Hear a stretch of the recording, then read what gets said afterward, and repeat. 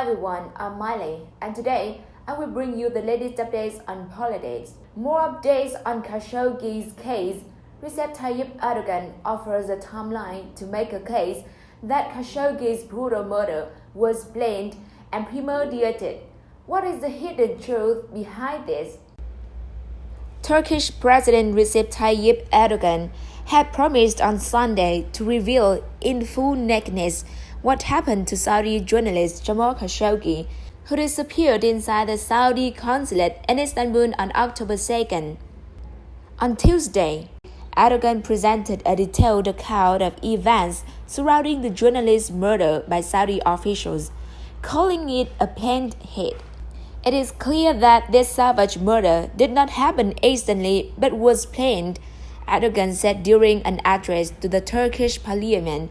According to the New York Times, the Turkish president insinuated that the Saudi government had plotted for days to kill the journalist by presenting a clear timeline, though Erdogan didn't address some of the most explosive claims that have been circulating in the media, that Khashoggi had been dismembered and beheaded, and that Turkish officials have an audio recording of his murder. It would not satisfy the public to pin this kind of matter on a few security and intelligence officials, Erdogan said during a weekly address to the Turkish parliament.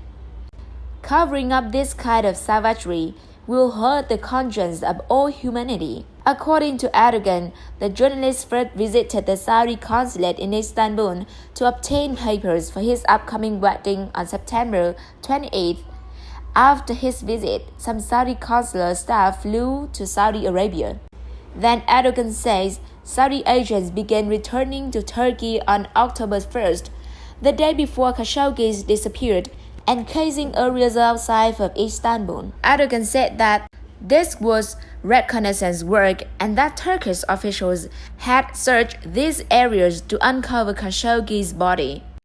Erdogan also claimed that a Saudi team had arrived at the consulate and removed a hard disk from the CCTV there, implying that it may have contained evidence that officials didn't want anyone to see.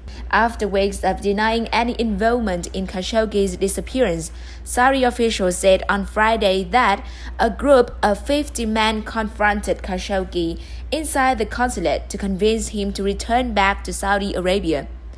A first fight erupted, they said, and Khashoggi died in the process. At least 18 Saudis have been arrested in the connection to the case, which Saudi officials called a tremendous mistake. The Turkish president didn't address any of the more lurid details of Khashoggi's murder in his speech. His goal, instead, seemed aimed at undercutting the Saudi story that the murder had happened by accident. Erdogan, who has a long record of cracking down on journalists and the free press himself, has a couple reasons to challenge Saudi Arabia. Turkey sees the kingdom as a competitor on the world stage, and Erdogan is trying to brandish his leadership both in the Muslim world, the regions, and on the world stage. Erdogan tread carefully during his speech and did not call out MBS by name, but he dispensed with the idea that Khashoggi's murder was the work of the few rogue Saudi officers. He made it clear that Turkey would pursue this case and called for suspects to face prosecution in Istanbul rather than Riyadh. Erdogan, in other words, is not going to let Khashoggi's death quietly disappear. The assassination happened in our country, Erdogan said. We will be following up on both the bilateral level and the international level. And with that, ladies and gentlemen, we have reached the duration of today's program. Thank you for watching.